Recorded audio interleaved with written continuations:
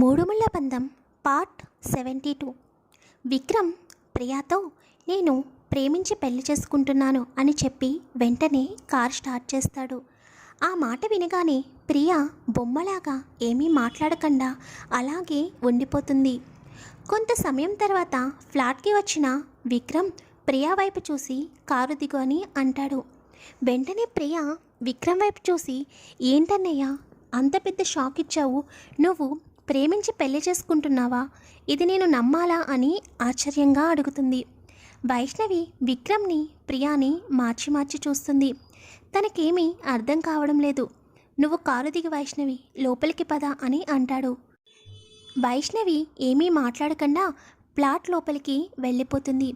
తర్వాత విక్రమ్ ప్రియా వైపు తిరిగి, నువ్వు నమ్మినా నమ్మకపోయినా ఇదే నిజం, నిన్ను రమ్మన్నది కూడా వైష్ణవి దగ్గర ఉంటావని.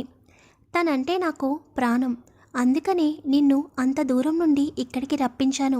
ఇక మిగతా విషయాలు లోపలికి వెళ్ళాక మాట్లాడతాను, ఇప్పుడైనా కారు దిగుతావా అని అంటాడు విక్రమ్. ప్రియా అలాగే షాక్లో ఉండి నెమ్మదిగా కారు దిగి విక్రమ్ని అనుసరిస్తుంది. తర్వాత ముగ్గురు సోఫాలో కూర్చుంటారు.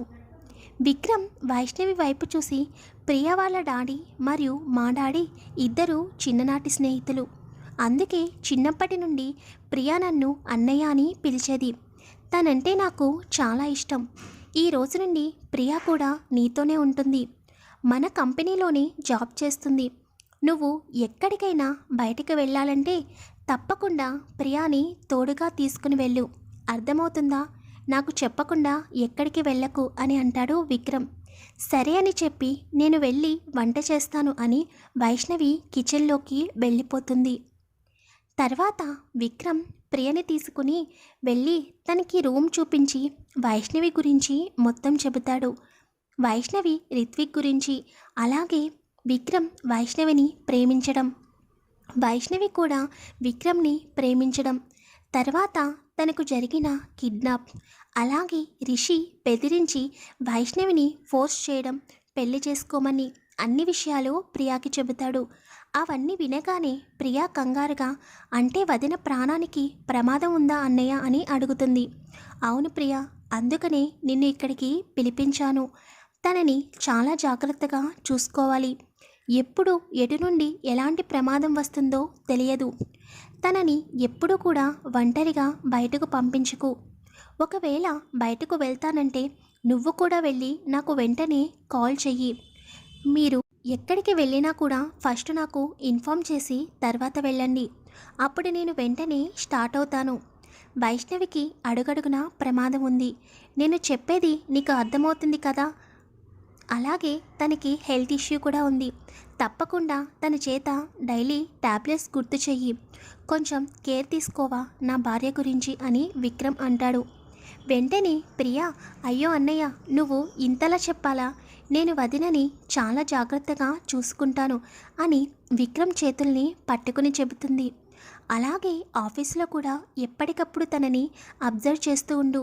మ్యాక్సిమం వైష్ణవి నా ఛాంబర్లోనే ఉంటుంది, కానీ నేను ఎప్పుడైనా బిజీగా ఉన్నప్పుడు నీకు చెబుతాను, అప్పుడు తప్పకుండా తనని నీ దగ్గరే ఉంచుకో, అర్థమవుతుందా నేను చెప్పేది, చాలా సీరియస్ అని రిషి ఫోటో ప్రియాకు పంపించి, వీడెప్పుడు మన ఫ్లాట్ దగ్గర కానీ బయట కానీ ఆఫీస్లో కానీ ఎక్కడ కనిపించినా నాకు వెంటనే చెప్పు, ఇప్పుడు వైష్ణవిని పెళ్లి చేసుకోమని ఫోర్స్ చేస్తుంది వీడే అని చెప్పి ప్రియాకి రిషి ఫోటో పంపిస్తాడు.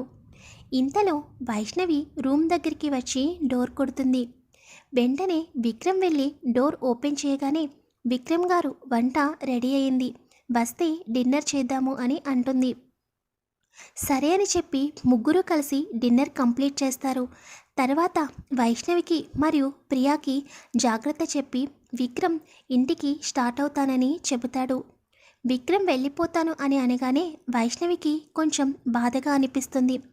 సరే అని చెప్పి సైలెంట్గా తన రూమ్లోకి వెళ్ళిపోతుంది. ప్రియా వెళ్తున్న వైష్ణవి వైపు చూసి, ఈరోజు ఇక్కడే ఉండొచ్చు కదా అన్నయ్య, వదిన అలిగినట్టుంది అని నవ్వుతుంది. లేదురా, ఇంటికి వెళ్ళాలి, నేనొకసారి మీ వదినతో మాట్లాడి వెళ్తానులే అని చెబుతాడు. సరే అని చెప్పి ప్రియా తన రూమ్కి వెళ్ళిపోతుంది. విక్రమ్ నెమ్మదిగా వైష్ణవి రూమ్లోకి వెళతాడు. వైష్ణవి తన రూమ్కి అటాచ్డ్గా ఉన్న బాల్కనీలోకి వెళ్ళి బయటకి చూస్తూ ఉంటుంది. విక్రమ్ రూమ్లోకి వెళ్ళిన తర్వాత వైష్ణవి కనిపించకపోయేసరికి ఎక్కడికి వెళ్ళిందా అని కొంచెం ముందుకు వస్తాడు. అక్కడ బాల్కనీలో వైష్ణవి కనిపించగానే నెమ్మదిగా వైష్ణవి వెనుక నుంచి వైష్ణవిని హగ్ చేసుకొని కోపం వచ్చిందా అని అడుగుతాడు. విక్రమ్ అలా పట్టుకోగానే వైష్ణవి ముందు ఉలిక్కి పడుతుంది. మళ్ళీ అది విక్రమ్ అని తెలిసేసరికి ఏమీ మాట్లాడకుండా మౌనంగా బయటికి చూస్తూ ఉంటుంది. ఏమైంది, ఎందుకలా ఉన్నావు అని అడుగుతాడు విక్రమ్. ఈరోజు ఇక్కడే ఉండొచ్చు కదా విక్రమ్ గారు, నాకెందుకో మనసు బాగోలేదు అని చెబుతుంది వైష్ణవి. ఏమైంది, ఇప్పటి వరకు బాగానే ఉన్నావు కదా అని అడుగుతాడు విక్రమ్. ఏమో తెలియడం లేదు, మీకు దూరం అవుతున్నానేమో అని అనిపిస్తుంది అని అనగానే వెంటనే విక్రమ్ ఒక్కసారిగా వైష్ణవిని తన వైపు తిప్పుకుని ఎందుకు నీకలా అనిపిస్తుంది అని సీరియస్గా అంటాడు. తెలియదు విక్రమ్ గారు, మనసంతా ఎందుకో గందరగోళంగా ఉంది, మీరు నాకు దూరం అవుతారేమో అని అనిపిస్తుంది అని విక్రమ్ని పట్టుకుని విక్రమ్ గుండెలపై తల ఆనించి చెబుతుంది. వైష్ణవి అలా చెప్పగానే ఎందుకో విక్రమ్కి నెగిటివ్గా అనిపిస్తుంది. వైష్ణవి చుట్టూ చేతులు బిగించి అలాగే ఈరోజు నేను ఇక్కడే ఉంటాను, నువ్వు ఎక్కువ టెన్షన్ పడకు, పద టాబ్లెట్స్ వేసుకుని పడుకుందో గాని అని అంటాడు. లేదు విక్రమ్ గారు, కొంచెం సేపు ఇక్కడే ఉందాము అని అనగానే నేను ఇక్కడే ఉంటే అస్సలు కుదురుగా ఉండలేను, తర్వాత నీ ఇష్టం అని అంటాడు విక్రమ్. పర్వాలేదు విక్రమ్ గారు, మీరు ఎలా ఉన్నా కూడా నాకు ఇష్టమే అని అనగానే విక్రమ్ పెదవులపై చిరునవ్వు వస్తుంది. వెంటనే విక్రమ్ వైష్ణవి ముఖాన్ని తన 2 చేతులతో దగ్గరకు తీసుకుని నుదిటిపైన ముద్దు పెట్టుకుని ఎటువంటి టెన్షన్స్ పెట్టుకోకు వైషు, నీకు నాకు ఎప్పుడూ కూడా దూరం రాదు సరేనా అని చెప్పి అక్కడే ఉన్న చైర్లో విక్రమ్ కూర్చుని తనపై వైష్ణవిని కూర్చోబెట్టుకుని వైష్ణవి నడుము చుట్టూ చేతులు వేసి దగ్గరికి తీసుకుని నేను నిన్ను ఒక విషయం అడగాలని అనుకుంటున్నాను, చెబుతావా అని అడుగుతాడు. వైష్ణవి విక్రమ్ మెడ చుట్టూ చేతులు వేసి విక్రమ్ గుండెల దగ్గర తన తలను ఆనించి కళ్ళు మూసుకుని అడగండి చెబుతాను అని అంటుంది. ఇందాక థియేటర్లో మీ అన్నయ్య వంశీ రిషి దగ్గర ఉన్నాడు అని చెప్పావు, నువ్వు పెళ్లి చేసుకోకపోతే మీ అన్నయ్య ప్రాణాలకి ప్రమాదమని చెప్పావు కదా, అసలు మీ అన్నయ్య రిషి దగ్గర ఎలా ఉన్నాడు, నీకు ముందు నుండి రిషి తెలుసా అని అడుగుతాడు. మరి వైష్ణవి ఏం చెబుతుందో నెక్స్ట్ ఎపిసోడ్లో తెలుసుకుందాం. వీడియో నచ్చితే కామెంట్ చేయండి, వీడియోని లైక్ చేయండి, షేర్ చేయండి, ఛానల్ని సబ్స్క్రైబ్ చేసుకోండి. Thank you very much.